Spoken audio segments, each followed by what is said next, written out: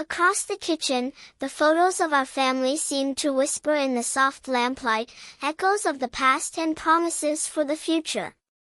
Lily was learning, and I was finally seeing the fruits of patience, strategy, and love entwined in ways she could not yet comprehend. The game was far from over. But this time, Clara, this time, I was fully in control.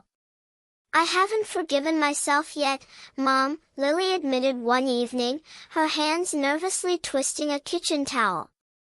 "And I won't, not until I've truly changed, until I prove I've learned from my mistakes." I nodded silently, feeling a mixture of sorrow and pride. She was finally seeing the weight of her actions, slowly understanding the consequences of a life lived for appearances and selfish ambition. The next morning, Mr. Peterson called.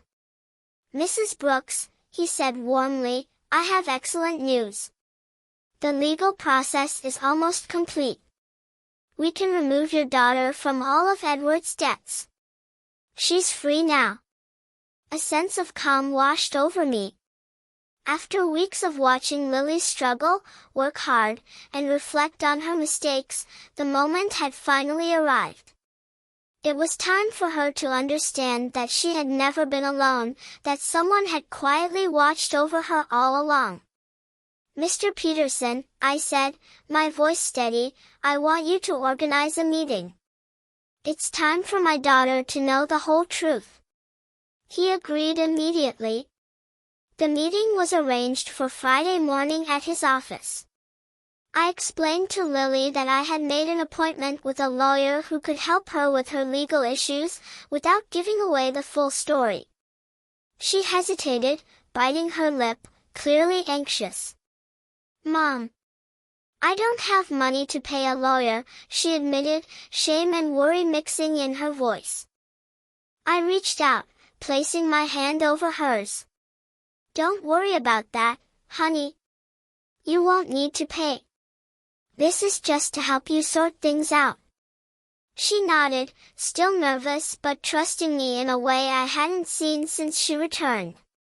The weeks of struggle, of cleaning, of facing the reality she had once dismissed, had softened her pride and opened a door for understanding.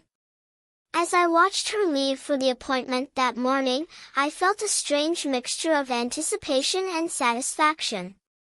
Soon, the entire truth, the hidden fortune, the silent protection, the lessons Thomas had left for us, would be revealed.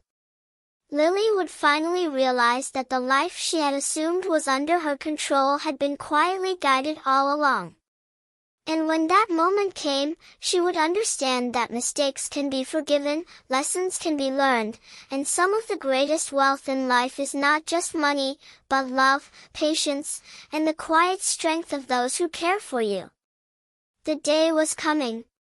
And for Clara, the journey of vindication, revelation, and emotional closure was nearly complete.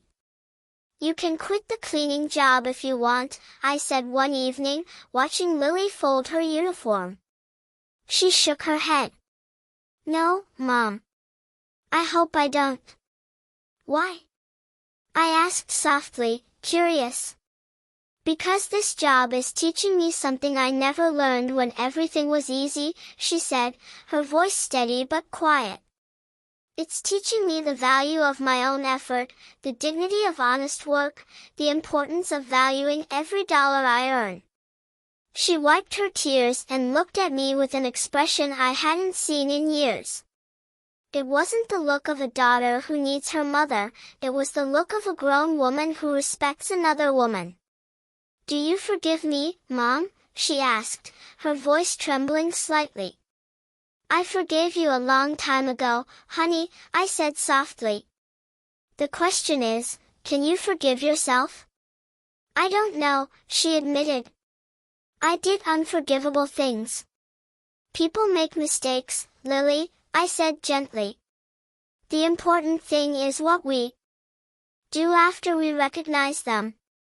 The office was quiet, Mr. Peterson having stepped out for a moment. Lily and I sat in silence, processing everything that had happened over the past weeks, the revelations, the struggles, and the lessons learned. Mom, I want you to know something, she began after a long pause. Even if you didn't have all this money, even if you really were the poor widow I thought you were, I would have learned the same lesson. What lesson? I asked softly, curious. That there is nothing more valuable than having someone who loves you unconditionally, she said, her eyes glistening. During these past few weeks, the only thing that kept me sane was knowing I had a home with you. That no matter how much I ruined my life, you were still my mother. That will never change, Lily, I said firmly. I know, she whispered, voice thick with emotion. But I also know I can never take that love for granted again. I have to earn it every day, with respect, gratitude, and actions, not just words. When we left Mr. Peterson's office, it felt like we were no longer just mother and daughter bound by blood or habit. We were two grown women who had chosen each other after enduring the toughest test imaginable. The following weeks were about rebuilding, not in the way Lily expected. Even though she now knew I had enough resources to solve all her problems, she chose to continue her night cleaning job. Mom, she said one afternoon, as she packed her supplies for work, I need to finish what I started. I can't just go back to a comfortable life as if nothing happened. Are you sure? I asked, gently. You don't have to punish yourself forever. She shook her head, a small, determined smile on her face. It's not a punishment. It's a lesson. And I want to see it through, Mom. Every day, I want to earn the life I have and the love I've been given. I watched her go, a mix of pride and relief swelling in my chest. The journey had been long and painful, but it had led to this, a true reconciliation, built not on money or convenience, but on respect, understanding, and the quiet strength of love. For the first time, Clara felt the future wasn't just something to endure, it was something to embrace, together. Weeks passed, and life slowly began to settle into a new rhythm. Lily continued her night cleaning shifts, her hands roughened by hard work, her posture stronger, her spirit steadier. She had finally embraced responsibility, not out of fear, but out of respect for herself and the people who loved her. One evening, as the sunset painted the sky in shades of gold and rose, she came into the kitchen carrying her uniform and a small bundle of cleaning supplies. Her eyes met mine, calm and determined.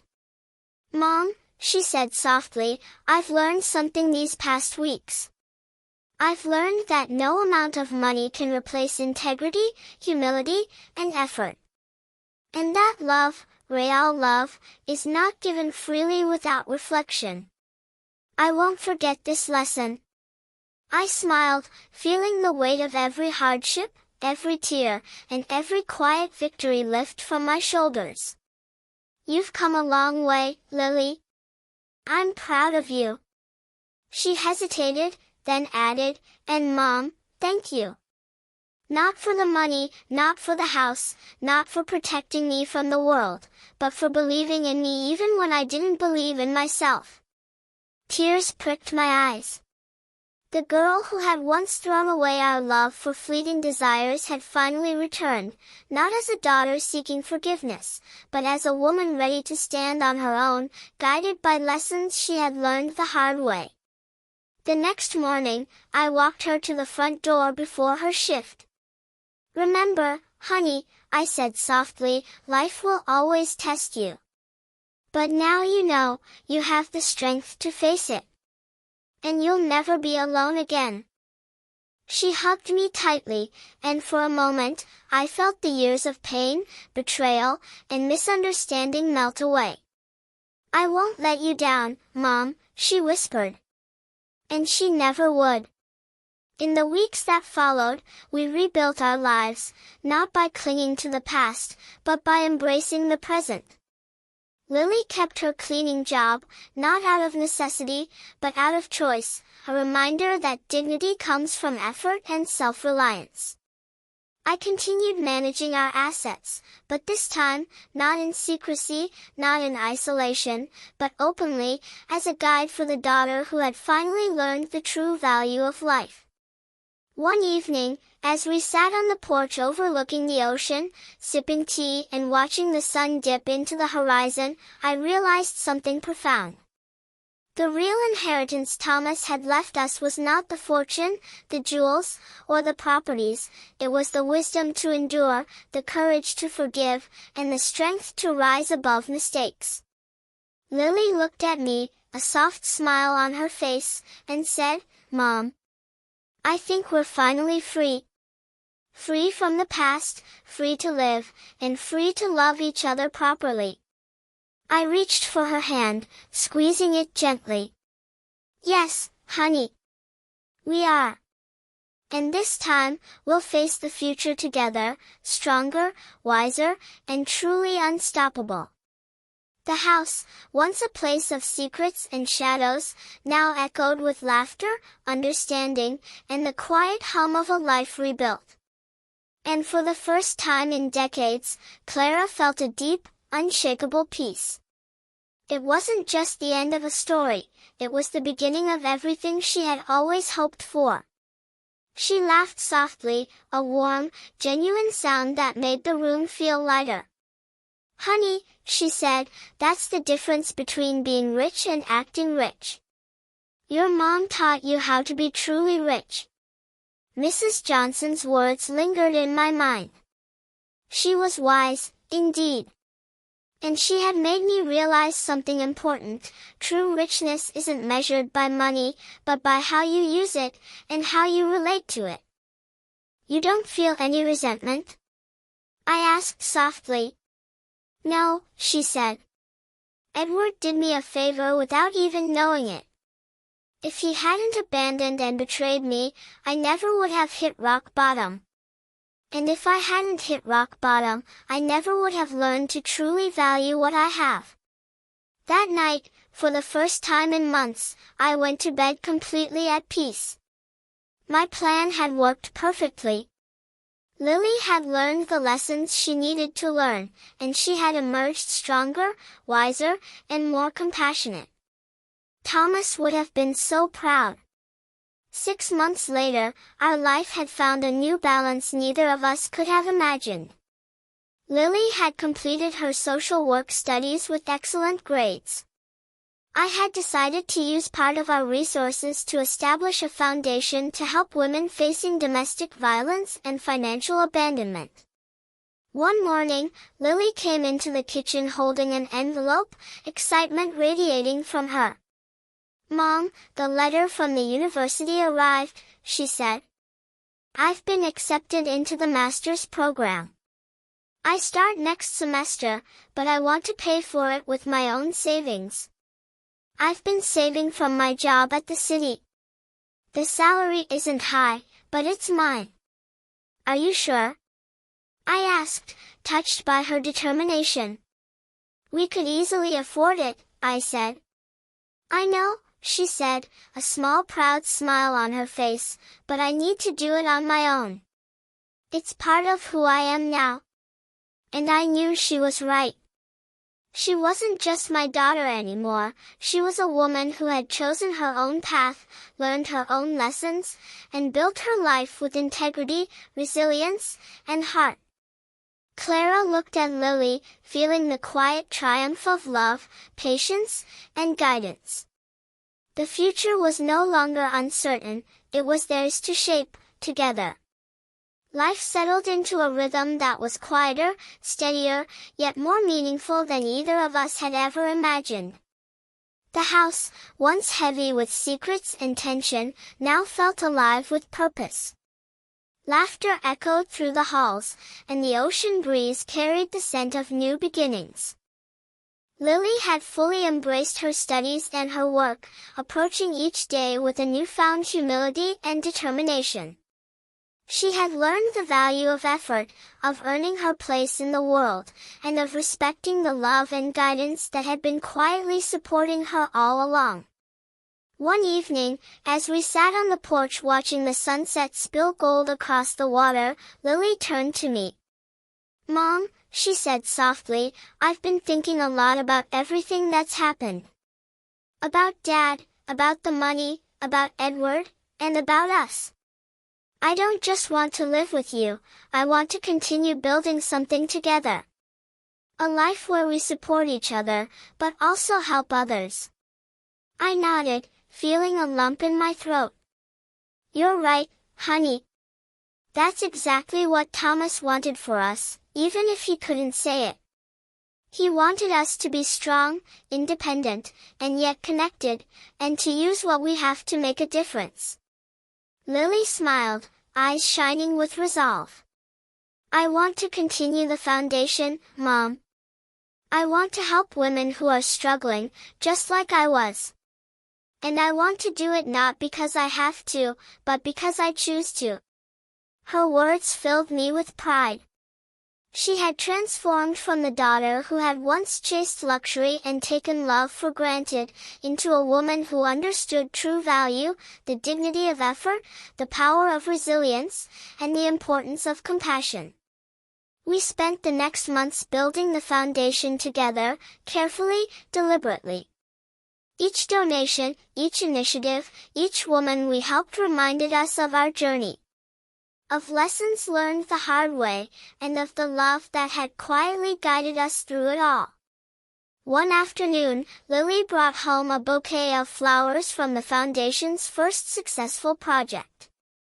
She placed them on the kitchen table, smiling.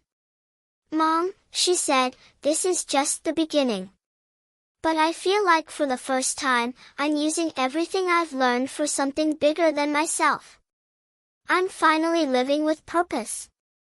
I took her hand in mine, feeling the quiet warmth of generations of love, wisdom, and care. "You've made me proud, Lily. And more than that, you've made us proud. We've built something that will last, together." For the first time, Clara felt that peace Thomas had always wanted for us, a legacy not of wealth alone, but of courage, patience, integrity, and love. The house by the ocean was no longer just a home, it was a testament to resilience, to lessons learned, and to the power of choice. Lily leaned her head on my shoulder, and I knew that whatever the future held, we would face it together, not as mother and daughter defined by circumstance, but as two women bound by love, respect, and the life we had chosen to build. And as the sun dipped below the horizon, casting its last golden glow across the waves, I whispered softly to myself, "This is everything we were meant to be. This is home. This is love. This is legacy." Months had passed since Lily had returned, and the rhythm of our lives had settled into something steady and meaningful. The house, once heavy with secrets, tension, and misunderstandings, now felt vibrant with warmth, laughter, and purpose. One bright morning, Lily came into the kitchen carrying a stack of letters. Her eyes sparkled with excitement. "Mom, look," she exclaimed. "We've received responses from the Foundation's first initiatives. Women are already writing to thank us. They've started to rebuild their lives, just like I did. I never imagined we could make such a difference so quickly." I felt a wave of pride, but also humility. "You see, honey," I said softly, "this is what Thomas wanted for us all along, not just wealth, not just comfort, but the power to create change, to lift others up while holding on to our own strength." Lily smiled, sitting down beside me. "Mom, I've been thinking. All the lessons, all the struggles, the hardships, they weren't just about me learning to be responsible. They were about understanding how to use what we have wisely, with heart and purpose. Yes, I said, squeezing her hand. And you've learned it beautifully. You're no longer the girl who sought riches for herself. You've become someone who builds, uplifts, and transforms. That's the greatest inheritance anyone can have. She looked at me, her expression serious yet calm. Mom, I want to make a promise. I won't take love, guidance, or opportunity for granted again. I'll work hard, contribute, and help others. And I'll do it not out of obligation, but out of choice.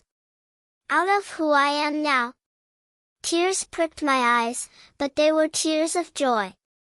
Lily, I couldn't be prouder. You've taken everything life threw at you and turned it into strength, wisdom, and compassion. That's what truly matters.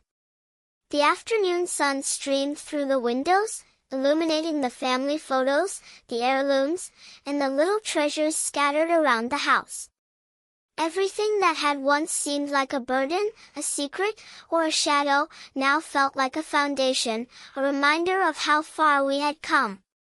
Later that evening, we walked along the shore, the waves gently lapping at our feet.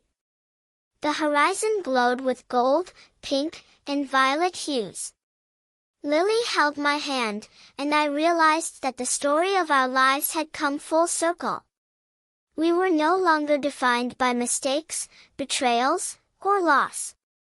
We were defined by choice, by courage, and by love. The legacy Thomas had left us wasn't just wealth or property, it was the lesson that resilience, integrity, and compassion are worth far more than anything money can buy. As the sun dipped below the horizon, I whispered softly, almost to myself. This is everything we were meant to be. Strong, free, and together. And the best is yet to come. Lily smiled up at me, and for the first time in her life, she didn't feel like a daughter trying to make amends. She felt like a woman who had earned her place in the world, on her own terms, and with a heart full of purpose. And in that moment, on that quiet, golden shore, Clara knew that life had finally aligned the way it was always meant to, love, resilience, and wisdom intertwined, creating a legacy that would endure far beyond any fortune. The house by the ocean was alive in a way it never had been before. The walls that had once carried tension, sorrow, and secrets now echoed with laughter, conversation, and the quiet hum of purpose. Lily had grown into a woman I barely recognized, not in appearance, but in spirit. She carried herself with confidence, humility, and a deep understanding of what it meant to truly value life. She was no longer the girl who sought wealth for vanity or comfort.